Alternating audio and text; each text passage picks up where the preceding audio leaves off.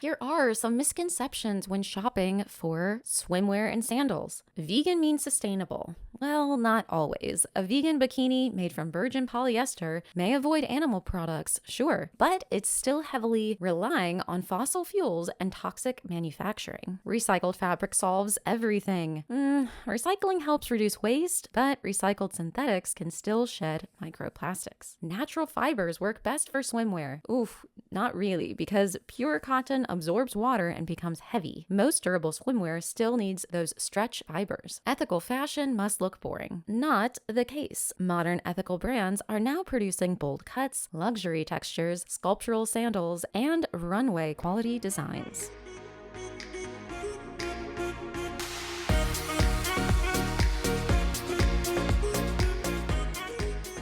Hello, and welcome back to the ShopLogic podcast. I'm your host, Adrienne. If it's your first time listening to the ShopLogic podcast, you might be wondering what it's all about. All things ethical consumerism, mindful consumerism, conscious consumerism, whatever you like to call it. This podcast is your source to learn how what we buy affects you, others, animals, and the planet. ShopLogic is a website, app, this podcast, and soon to be ethical brand certifier. With me, learn how to buy better, read labels, be aware of how purchases impact our health, the environment, animals, and laborers. I discuss anything and everything we shop for, including, but not limited to, food, personal care products, cosmetics, fashion, and a lot more. Do you ever wonder why you buy what you buy? Is it a good deal, on sale, or low price? Maybe you buy things out of impulse or retail therapy, so to speak. Or perhaps it was those memorable ads you saw or heard. Was it the clever marketing or the trendy packaging? This podcast is about hitting pause before we purchase, understanding the implications of our shopping choices, and ultimately buying with more in mind. It's all about transparency behind the brands, and I don't just present problems, I also offer solutions. It's about giving power back to the consumer through transparency and awareness. Welcome to this shopping education, if you will. On today's agenda, I'm going to be discussing summer, skin protection, vegan and cruelty-free sunscreen and bug spray, fun in the sun, ethical brands for swimwear and sandals, summer seasonal foods, and June 21st happens to be the first day of summer. Hence the inspo for today's topic. Let's start with sun protection. Sun protection has become one of the biggest intersections of personal health, animal ethics, climate awareness, and environmental activism. Modern eco-conscious consumers are no longer asking only, does this work? They're also asking, was it tested on animals? Does it contain animal ingredients? Does it harm coral reefs? Does the packaging create plastic waste? Are workers treated fairly?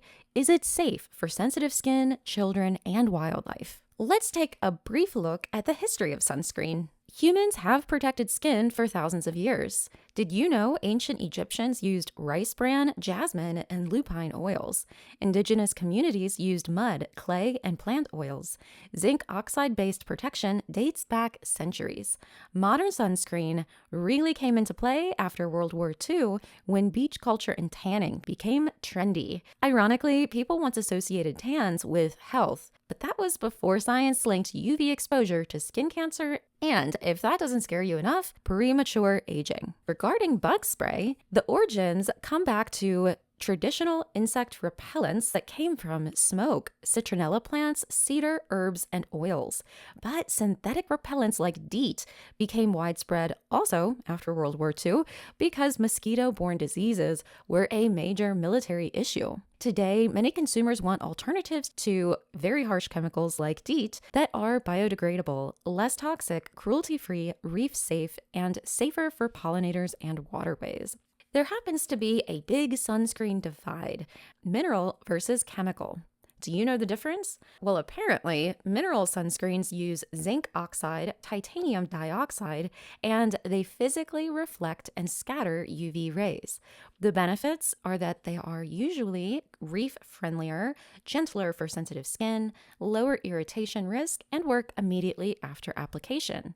So, what could be the issue? They can leave a white cast, they have thicker texture, and it's harder to formulate for darker skin tones.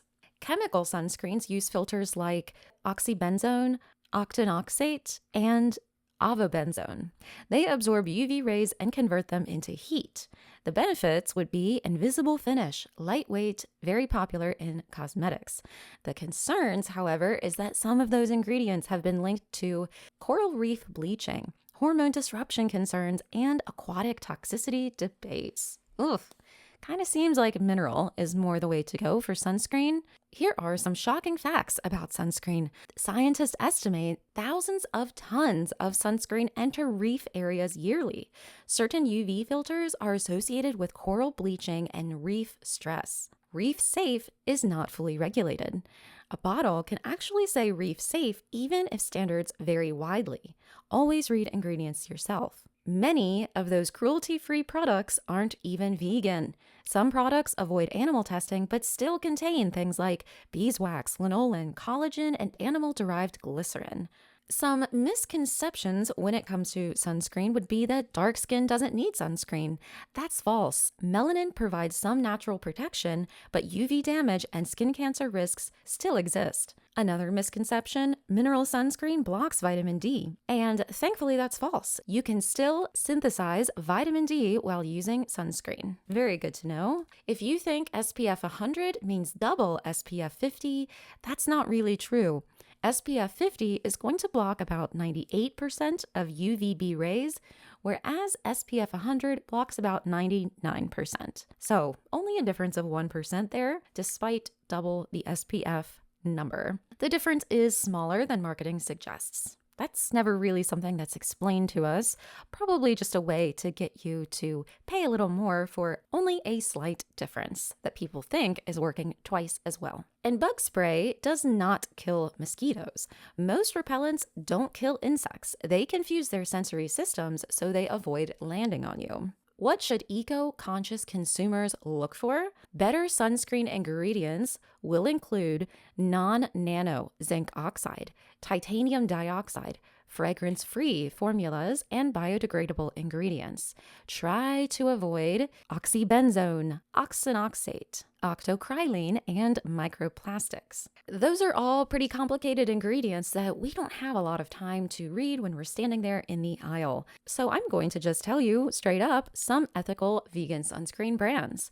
The following brands are widely recognized for cruelty-free or vegan-friendly approaches and eco-conscious positioning. This is not a sponsored podcast at the time of this recording. These are genuinely brands that I seek out that fit the bill when it comes to our concerns.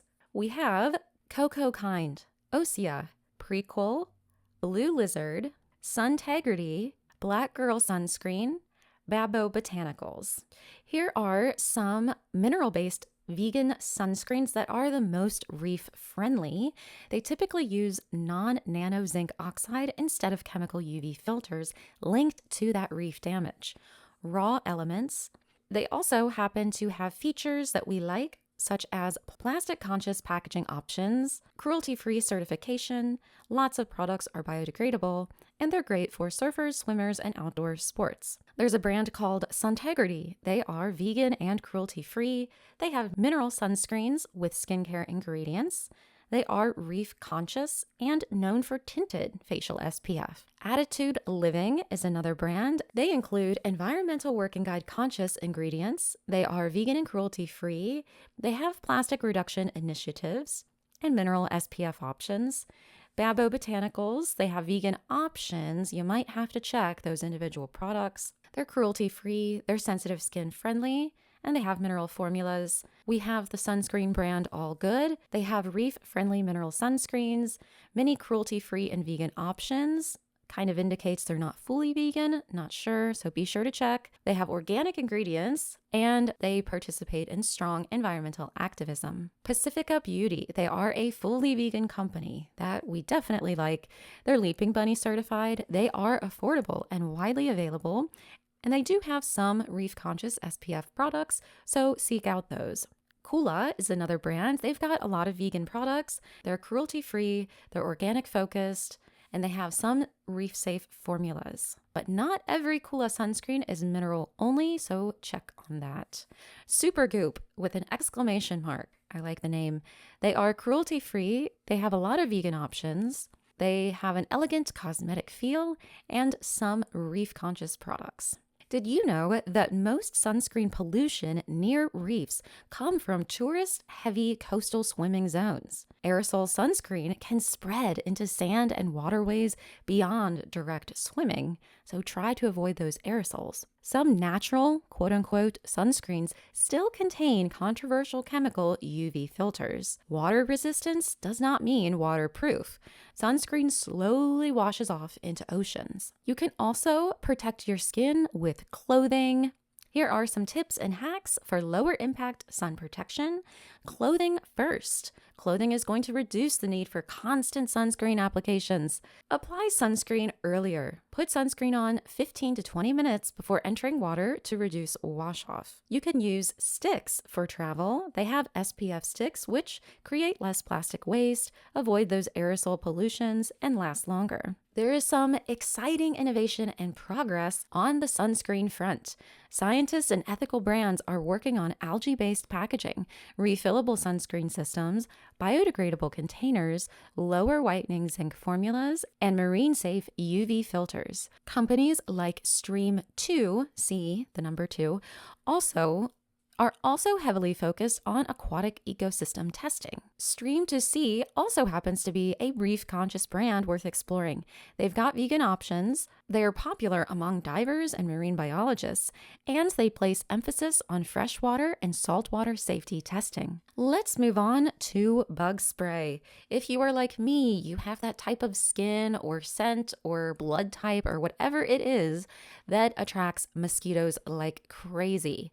I have a terrible reaction to mosquito bites. They swell up really big, and if I'm sitting outdoors with other people, I happen to be that person who gets bit the most. But bug sprays do concern me. There are tons of chemicals, and we all know DEET is still somehow FDA approved and permitted for sale, but can be very, very problematic in terms of side effects. So let's talk about plant-based and lower toxicity picks for bug spray. The following brands are also not sponsored. Murphy's Naturals has a lemon eucalyptus repellent, effective against insects. Mimikai Mosquito Tick and Bug Spray contains natural oils suitable for sensitive skin. The brand Badger has an anti-bug shake spray. It repels bugs with plant-based ingredients and is safe for skin. I do know, however, that Badger is not a fully vegan brand, so just be sure to check products individually. Lemongrass Farms is another brand that has an insect repellent. It's with a lemongrass scent, of course. There is also Murphy's Naturals and Voco, VOOQO. And some brands also support B Corp initiatives, 1% for the planet, regenerative sourcing, and recyclable packaging. How long has bug spray been around? What was it like back in the day? Well, traditional insect repellents originally came from smoke, citronella plants, cedar, herbs, and oils. But synthetic repellents like DEET became widespread after World War II because mosquito-borne diseases were a major military issue. Today, many consumers want those alternatives that are biodegradable, less toxic, cruelty-free, and reef-safe. Also safer for pollinators and waterways. Don't be fooled, natural bug spray is not automatically better. Essential oils can still irritate skin, harm pets, trigger allergies, and damage aquatic ecosystems in excess. Natural does not always mean harmless. It's one of those words that companies can get away with putting on their packaging that can create some greenwashing and deception. Here are some bug spray hacks. Layer protection. The best practice is to wear lightweight long sleeves, use bug spray, and avoid the outdoors during dawn and dusk when mosquitoes are out and about the most. Fans reduce mosquitoes. Mosquitoes are actually weak flyers, and outdoor fans dramatically reduce bites. Avoid those floral fragrances. Perfumes and sweet lotions can attract insects. Citronella candles help, but only nearby. They are not magic shields for an entire backyard, and they certainly don't work in my presence. The mosquitoes still persist.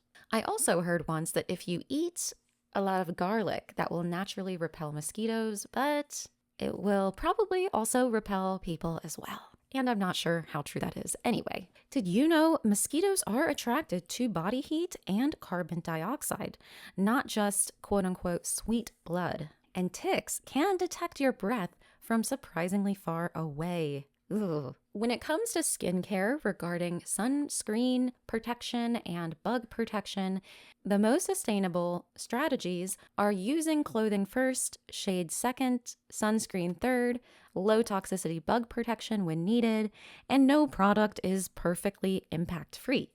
But conscious consumers are pushing the industries towards vegan formulas, reduced animal testing, safer marine chemistry, fairer supply chains, less plastic, biodegradable ingredients, and inclusive skincare science.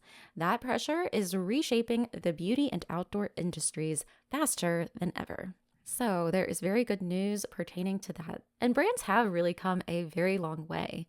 We used to have such limiting options when it came to skincare for the outdoors. Let's move on to a very exciting topic and an essential for summer, especially if you love the water: ethical swimwear. Ethical swimwear and sandals are becoming one of the fastest growing corners of sustainable fashion because people are realizing that beaches, oceans, labor rights, and fashion are deeply connected. A cheap bikini or flip-flop often hides petroleum-based fabrics, microplastic shedding, toxic dyes, underpaid garment workers, and landfill waste. Ethical alternatives try to reduce all of those harms at once. Modern swimwear became pretty popular during the 1900s when beaches became leisure destinations. Believe it or not, early swimsuits were heavy wool garments. Ugh. Uncomfortable, slow drying, and restrictive. By the 1960s to 80s, nylon, polyester, neoprene, and stretchy synthetics transformed swim fashion into the sleek styles we know today. The downside was most modern swimwear is made from fossil fuel plastics. And regarding sandals, those go back thousands of years. Ancient Egyptians wore woven papyrus sandals. Indigenous cultures made sandals from plant fibers and leather. Cork sandals became popular in Europe because cork is renewable, antimicrobial, and naturally cushioned. Today's ethical brands are reviving older low-impact materials while combining them with modern, recycled fabrics and fair labor practices. But what does ethical swimwear look like? Imagine matte ocean blue one pieces made from recycled fishing nets, earth tone bikinis packaged in recycled paper instead of plastic sleeves, textured ribbed fabrics inspired by coral reefs and sea glass, minimalist cork sandals with natural grain patterns and soft vegan footbeds. Sandals dyed with plant-based pigments instead of harsh chemical coatings. Many ethical brands intentionally use timeless colors and cuts so people keep them longer instead of treating them like disposable fast fashion. And that's a great rule of thumb anyway. I always try to seek out classics, something that's a bit timeless, something that is not so temporarily trendy, that I know I'm going to hang on to for a while. Here are some of the biggest problems ethical brands are trying to solve. Microplastic pollution. Most swimwear sheds tiny plastic fibers during washing. Even recycled polyester still releases microplastics. Fast fashion labor abuse. Ultra cheap swimwear often comes from factories with poor wages and unsafe conditions. Greenwashing. Many brands market themselves as eco after using only a tiny percentage of recycled fabric. Eco is another word that they can put on packaging that brands can get away with, making the consumer believe it is totally harmless, but that might be a greenwashing tactic. Ocean waste. Discarded fishing nets are one of the deadliest forms of marine plastic pollution. Some ethical swimwear is now made from recovered nets through regenerated nylon systems like EcoNile. If you haven't already, be sure to check out the ShopLogic podcast episode all about oceans. I discussed seafood and took a deep dive into marine plastic pollution and what can be done about it. So be sure to check out that previous episode. Here are some misconceptions when shopping for swimwear and sandals. Vegan means sustainable. Well, not always. A vegan bikini made from virgin polyester may avoid animal products, sure, but it's still heavily relying on fossil fuels and toxic manufacturing. Recycled fabric solves everything. Recycling helps reduce waste, but recycled synthetics can still shed microplastics. Natural fibers work best for swimwear. Oof, not really, because pure cotton absorbs water and becomes heavy. Most durable swimwear still needs those stretch fibers. Ethical fashion must look boring. Not the case. Modern ethical brands are now producing bold cuts, luxury textures, sculptural sandals, and runway quality designs. Did you know some black and red textile dyes historically used animal-derived pigments like cochineal insects or squid ink? Yikes. The fashion industry is one of the world's largest polluters, and yes, I absolutely do plan on doing more fashion episodes in the future. Did you know cheap flip-flops are among the most commonly found beach litter items globally? I can totally believe that. Do not try to enter the ocean in flip-flops. I have made that mistake before. It's only going to take a few waves and you're going to be trying to get your sandals back. Can you believe that many swimsuits are worn only 10 or less times before people throw them away? Here are some things to look for when shopping. Certifications and terms. Look for GOTS. Oecotex, that's OEKOTEX. B Corp, that is a company that investigates the labor treatment. Fair trade, also pertaining to laborers. RAP certified factories. Blue Sign, and recycled nylon or eco-nyle. Better materials when it comes to shopping for swimwear and sandals. Eco-nyle regenerated nylon. Reprieve recycled polyester. Cork natural rubber, recycled EVA foam, and hemp webbing. Good signs of a brand would be if they have repair programs, transparency reports, small batch production, take-back recycling programs, and plastic-free packaging. If you want truly ethical vegan beachwear, focus on these key factors: recycled or plant-based materials, fair labor transparency, durability, plastic reduction, PETA-approved vegan or cruelty-free certifications. Many sustainable swim brands now use eco-nyle, regenerated nylon, made from discarded fishing nets and ocean waste, while eco-sandal brands are experimenting with more cork, recycled rubber, hemp, and vegan leather alternatives. Now, on to some recycled and minimalist swimwear brands. The brand Kinsey makes a swimsuit with recycled materials. Finistère makes recycled swimsuits that are vegan-friendly, made from recycled fabrics. Minimalism is a brand that does recycled swimsuits as well, crafted from recycled plastics. The Label makes an eco-nyle swimsuit. And visually, this category tends toward matte earth tones, deep blues and blacks, sporty silhouettes, minimalist one-pieces, and clean-cut bikinis. So vegan swimwear does not automatically mean sustainable. Most swimwear is already going to be animal-free. So the bigger issue is usually petroleum-based virgin synthetics and microplastic shedding. Recycled nylon is a good thing. It's currently considered one of the better performing, lower impact options. And what about some cork recycled rubber and vegan sandals? There's a brand called How Cork. They make some sandals that are comfortable with a natural look. NAE makes vegan-friendly cork sandals. Bianchina makes vegan sandals from recycled materials. Vesica makes cork sandals with unique designs. And cork is especially popular because cork oak trees regenerate bark naturally without even being cut down. That's why cork is one of the more renewable footwear materials. And a lot of these ethical sandal brands now combine cork footbeds, recycled tire soles, water-based glues, recycled cotton straps, and vegan certifications. The texture and look often feels earthy and artisanal, of natural cork grain, muted neutrals, woven straps, and this handmade Mediterranean-inspired styling. And if you have tried to look for vegan shoes of any kind, you will know just how frustrating that really is, because they use suede and leather on so many things. Those Birkenstock sandals are very trendy and popular and have been for a long time, but they're using leather and suede materials in just about every single product. Quite a shame. And that's just one of many sandal brands that continues to use leather especially. A way you can quickly tell, because it's not always going to say leather on the shoe or on the tag. If you look at the shoe sticker or inside the shoe or in the tongue of the shoe or what have you, and you see a symbol that looks like a cowhide, it's almost like a square and diamond, if that makes sense. That is the symbol that indicates leather. Google the shape if you don't know what I'm talking about so that you can kind of memorize that. It's symbolic of leather. I wish they would just like say it with letters and words, but instead they have those symbols that are more efficient, but a lot of people don't even know what that even means, and therefore not vegan. Some tips for buying more sustainably: choose thicker, durable fabrics that resist chlorine and stretching.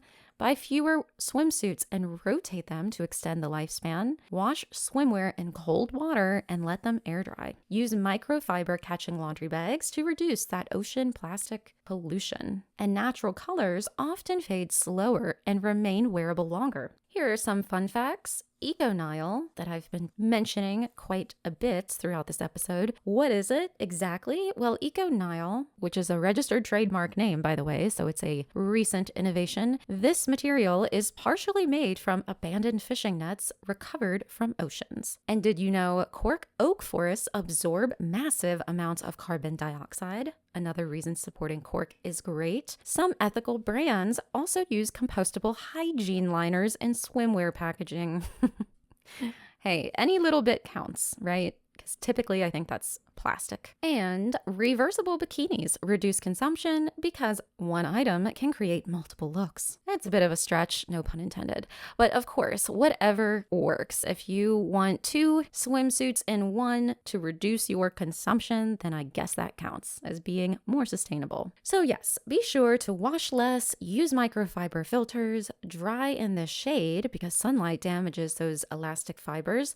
Buy multi-purpose pieces, choose timeless cuts for your swimwear, and secondhand anything is very powerful. I don't know if I would buy a secondhand swimsuit, to be honest, but secondhand sandals, yes, I buy those very often. Some innovation and progression in this category: biodegradable stretch fabrics are in development. Algae-based foams may replace petroleum sandal soles. Some factories are becoming solar powered, and 3D knitting and made-to-order systems reduce textile waste. More brands are publishing factory information publicly. There's no perfectly sustainable swimsuit or sandal, but the most ethical approach combines buying less, choosing durable products, supporting transparent brands, repairing instead of replacing, avoiding ultra-fast fashion cycles, recycling or donating gear responsibly. And if you are out having fun in the sun, you might be getting a little hungry. So let's move on to our last topic on today's episode: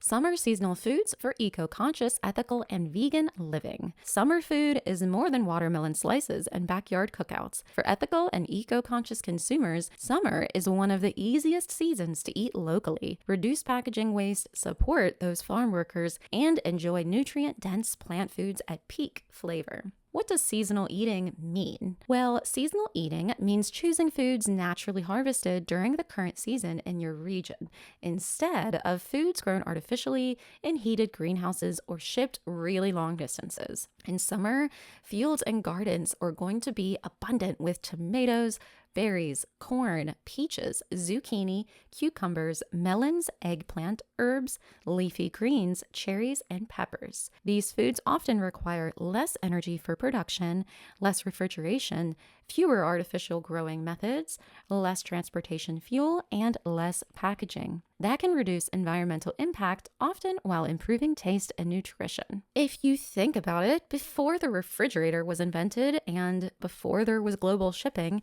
humans had to eat seasonally. Ancient cultures preserved summer abundance through sun drying, fermentation, pickling, root cellars, smoking, and salt curing. Summer harvest festivals existed worldwide. Indigenous corn festivals in the Americas, European midsummer celebrations, Japanese vegetable market traditions, African yam festivals, and Mediterranean olive and fruit harvest customs. But industrial agriculture changed totally in the 1900s. Then we started seeing refrigerated shipping, monocropping, synthetic fertilizers, global imports, and plastic packaging. Today, you can buy strawberries in winter and pumpkins in spring, but those come with environmental costs. Summer seasonal foods matter because we have environmental benefits. There's a lower carbon footprint. Locally, summer produce may travel 20 to 100 miles instead of 1 to 5,000 miles. There's less packaging. When you go to farmers markets, the produce often uses little or no plastic and comes loose instead of shrink wrapped. Eating seasonally also means reduced refrigeration. Seasonal produce naturally grows in warm conditions, reducing energy use. Biodiversity support. Buying diverse seasonal crops helps small farms avoid those monoculture systems. Here are some common summer seasonal foods to put on your grocery list. In terms of fruits, we have watermelon, which is hydrating, rich in lycopene, mostly water, and refreshing in extreme heat. Berries, those are high in antioxidants and often best from local farms because they spoil quickly. A fun outing, especially if you have kids or a family, would be to go strawberry picking. A lot of local farms offer that as an activity, just something to look into and consider. Then we have peaches and nectarines. Peak sweetness happens on the tree. Grocery versions are often picked a little too early. Cherries, they require enormous labor to hand harvest. So ethical sourcing matters. Some of the foods I mentioned are going to be listed in the Dirty Dozen Plus. Things you should absolutely buy organic because they're typically super high in pesticides when they're not organic. And it would be berries, peaches and nectarines, and cherries. There are several others. If you can't buy everything organic, it's best to seek out organic for the Dirty Dozen at the very least. In terms of vegetables, some foods in season in the summer will include tomatoes, zucchini, corn, and cucumbers. But cucumbers are not vegetables, they are fruits, and technically also a tomato. Whoops. Some ethical concerns hidden in summer foods might include farm worker conditions. An issue could be heat exposure, low wages, pesticide contact, and migrant labor exploitation. Some crops with especially labor-intensive harvesting would be strawberries, tomatoes, blueberries, and cherries. It's better to support local farms, worker cooperatives, fair trade farms, and if you are looking to grill out, some excellent plant-based options would be corn, portobello mushrooms, peppers, pineapple, eggplant, peaches, and zucchini, because grilling caramelizes natural sugars and adds smoky flavor without animal products. Aside from farmers markets, some ethical and eco-conscious brands to consider for produce delivery and imperfect produce rescue would be Misfits Market. They rescue cosmetically imperfect produce to reduce food waste. Imperfect Foods, they focus on surplus and quote-unquote ugly foods, but they're still delicious despite the appearance. And some innovation and progress pertaining to agriculture would be regenerative agriculture, focusing on soil health, carbon capture, biodiversity. Vertical farming. Indoor farming systems can use less water, reduce pesticides, and grow food closer to cities. Compostable packaging. New alternatives include mushroom packaging, seaweed film, compostable produce containers. Seed saving and biodiversity. Organizations preserving heirloom crops help protect climate resilience, rare plant genetics, and cultural food traditions. All in all, ethical summer eating is not about perfection, but awareness, better sourcing, low waste, supporting workers, enjoying food closer to its natural season. And some advantages of summertime eating is that it's cheaper, fresher, tastier, and a lot easier. Well, that concludes our podcast for today. Thank you so much for listening. Be sure to follow, like, subscribe, all of those fun things. As always, thank you for listening and hope you will join me next time. Bye.